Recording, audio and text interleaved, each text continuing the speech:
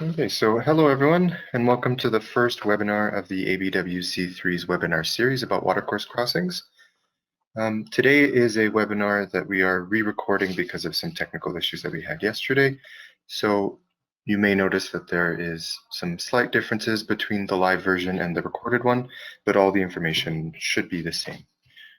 So before getting into today's webinar, I just wanted to give a brief introduction to AWC3.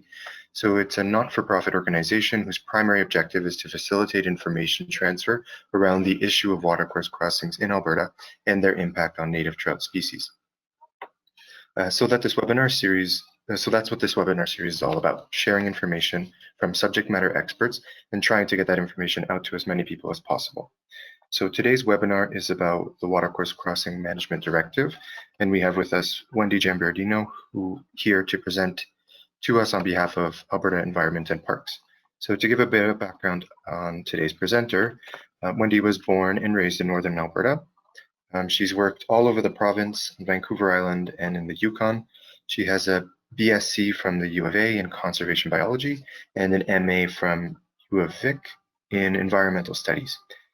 She has worked as a field biologist, a conservation officer, a park warden, dangerous goods inspector, and more recently, consequence manager in environmental emergency response for the province. She has led the design and coordination of the Watercourse Crossing program for the Ministry of Environment and Parks for 2 years now. So without further ado, I will pass things off to Wendy. All right, just confirming you can see my screen. Yep, I can see it. Perfect. Good afternoon, and I'll be briefing you on the Watercourse Crossing Management Directive. As Daniel said, my name is Wendy Giamberardino. I'm the Watercourse Crossing Program Coordinator. I work for Alberta Environment and Parks, and here's my email, and here's the website for the Watercourse Crossing Program for any follow-up information. So today I'll be discussing the 4 major components of the directive, which includes the roles and responsibilities of crossing owners and regulators, the monitoring and reporting system, the watershed approach to identify priority remediation, and the conditions to manage the risk for the life cycle of the crossing. So the intent of the directive is to achieve a collaborative watershed-based approach to crossing management in priority order. I just have a short vignette here by Michael Short for the Let's Go Outdoors program. It's just it's a snippet from our 8-minute long video of the Watercourse Crossing program and our stakeholder committee. So if you want to see the longer version, you can visit our website.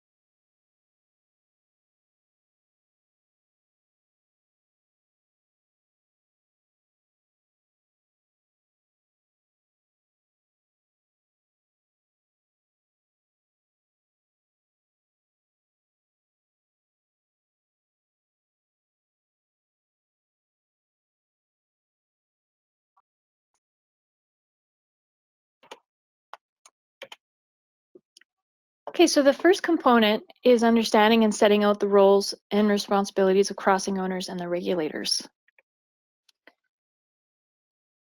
So as you can see here, here's a description of each of the roles, just a summary. The regulators will synchronize water. Sorry to interrupt, Wendy. I'm not seeing the presentation. Oh, okay. How about now? Yeah, it's good now.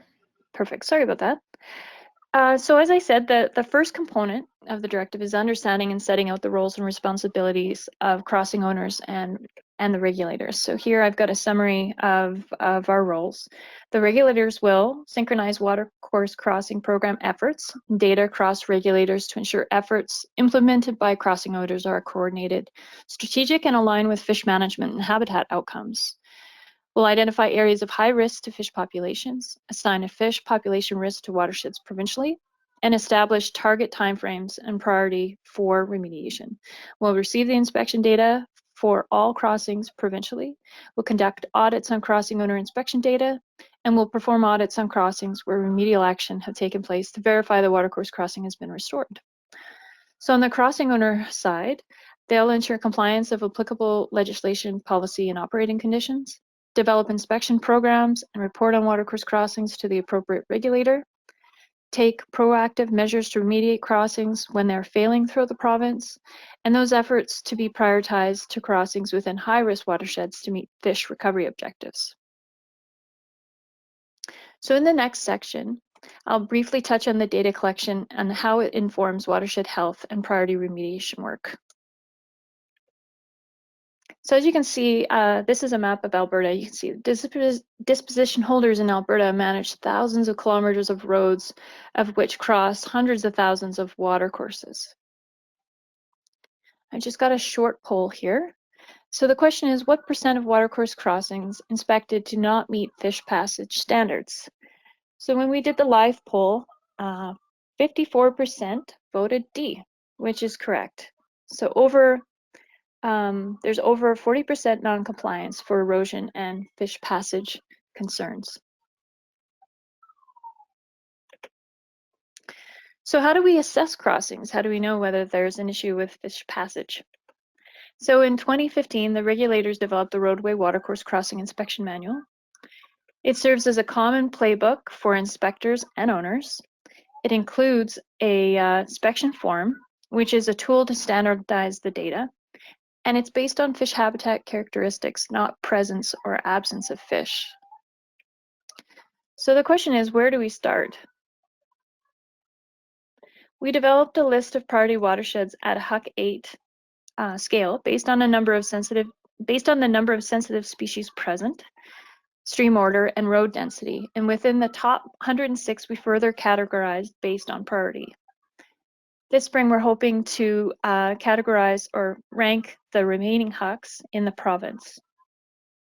And we've done a reworking of the manual to adjust it for low gradient crossings. We're still in the discovery phase. And as you can see from the black and red stars, these are just some of the AEP inspection sites. And the black and red stars indicate any serious concern or some concern for passability. The only watershed, the only complete data set we have is in the Burland watershed. And you can see here, it indicates no concerns or serious concerns in red and some concerns in yellow. And you'll see here, this is a zoomed in view showing crossing density and fish passage concerns in red and yellow. So the directive describes the responsibilities of crossing owners to develop a self-inspection program, report the data to the regulator, and remediate in priority order. So how's the data to be collected and submitted? So there's a free mobile app available for Android and Apple called the Alberta Watercourse Crossing Inventory app. It can be used by the public, crossing owners, and regulators. Within the app, you'll find the inspection form as per the manual and a more simplified version that uses plain language for the public and stewardship groups.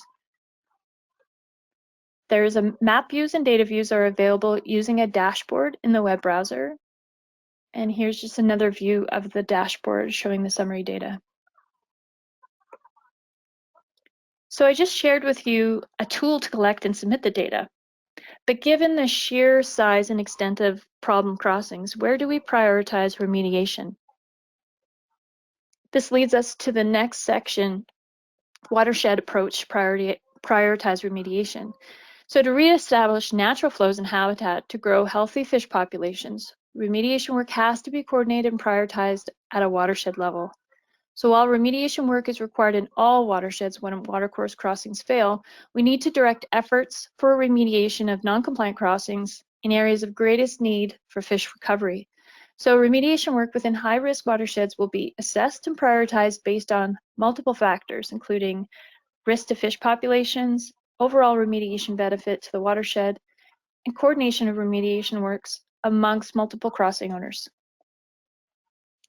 So what we have determined is that not only do fish need habitat, but companies also need to have measurable impacts to secure remediation funding.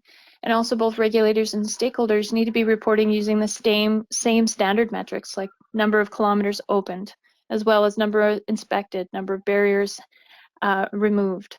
And by collecting and centralizing the data using this app, we can then use a model to determine which crossings open the greatest kilometers of stream. We then take this initial prioritization to our regional fish bios to validate. Then we notify the stakeholder annually, set within the company's budget window to initiate collaborative remediation planning within the watershed. So you can see here, these are three crossings, and they indicate the number of kilometers that would be opened. So I've got another short poll here. And the question is, who owns the most crossings in priority watersheds? And when we did the live version, we had 70% voted oil and gas, which is correct. So oil and gas is 70%, transportation is 15%, forestry is 8%, and municipalities and counties is 6%.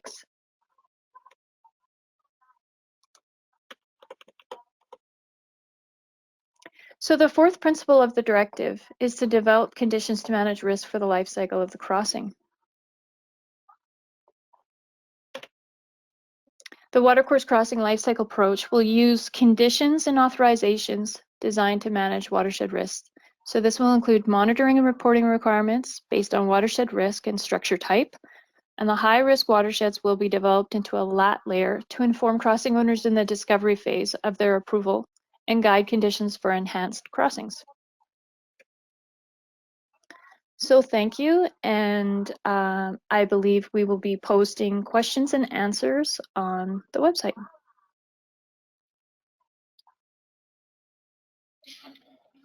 So thank you, Wendy. I'd like to take this opportunity to thank you formally for presenting for us today. As you said, the question and answer period from yesterday's webinar will not be included in this recording, but we will be posting the written document of each of the questions and answers through GoToWebinar. So thank you for everyone. Thank you to everyone who attended the webinar, and we hope that you will join us for some of the other presentations over the next 10 weeks. Our next webinar in this series will be held on Thursday, April 23rd at 1 p.m. It will be about watercourse crossing inventory and assessment and the use of mobile applications. So I encourage anyone watching this to have a look at our webinar series schedule on our GoToWebinar page and register for any of the presentations that interest you. So thank you again, Wendy. And I hope to see everyone attend our next webinar. Thanks. All right.